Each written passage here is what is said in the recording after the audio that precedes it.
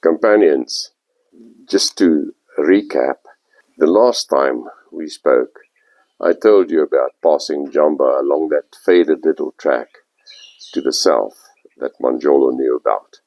And then we continued westwards along a track that connects Jamba to the areas further west. Now this track showed some evidence of vehicle movement. And I didn't like this. I wanted to get away from any human sign or presence. So we found a small little track that veered off to the right. And I said to Manjolo, let's take it. Now this track became gradually fainter, and then eventually became so faint that we had to stop at times to look for it in the bush. But it took us away from the most frequent human movement. What was very good and heartening about the situation was that I saw quite a bit of game sign. I saw quite a bit of sable, buffalo, elephant, some wildebeest, and to my very pleasant surprise, roan, which I didn't expect, and some lion too.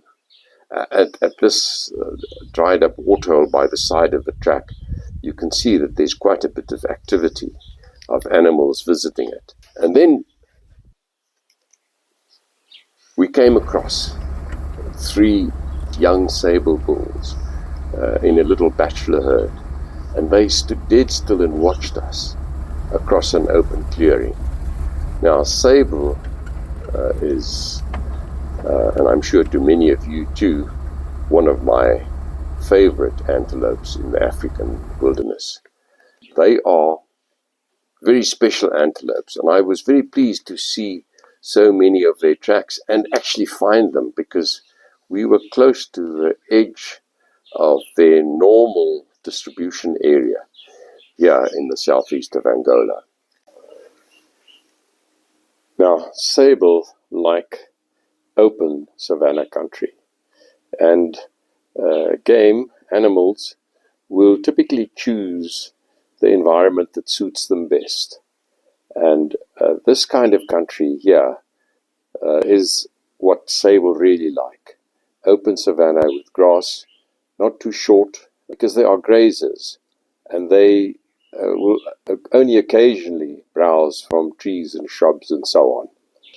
Now, these antelope, they are athletically built, but they're extremely powerful, and they have got these beautiful markings. The females are brownish in color, but the mature bulls are absolutely striking with their jet black. It's shiny and smooth, and the white markings in the face and the mane at the back of their neck. And they are fierce and proud animals. You can even see it in the way that herd ran away. Predators have a healthy respect for them. They have been known to fight off lions and wild dogs, and of course they make short work of hyenas. The bulls also fight among themselves, and they can fatally injure each other. The sweep of those fierce scimitar horns are incredibly quick and can be lethal, at least inflict serious injury. Now, the 3 bulls that we saw was a typical bachelor herd. The younger bulls form these herds, and of course they have a hierarchy of their own inside the herd. The females form breeding herds or nursery herds, consisting of 10, 15, 20, sometimes much larger. And they have the mature females and the younger ones, and some young bulls that have not left yet.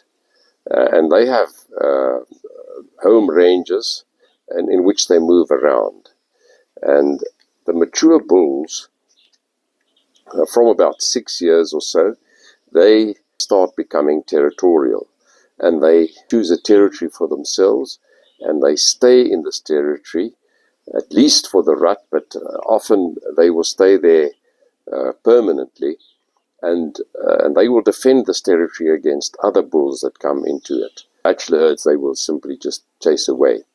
When the females wander into the territory, they will herd them and keep them there by threatening them with horn sweeps and with snorts and so on. If they don't keep them there, then of course then they will wander off. Now, the breeding herds or the nursery herds have got a lead female, and this female assumes responsibility for the herd, and the others in the herd follow her. Now, I think I should stop now, because it's as always, it gets long very quickly, and I'm concerned that you might get bored. So I will now continue next time westwards towards the Luiana River. I'm looking forward to have you with me again next week. Good luck until then.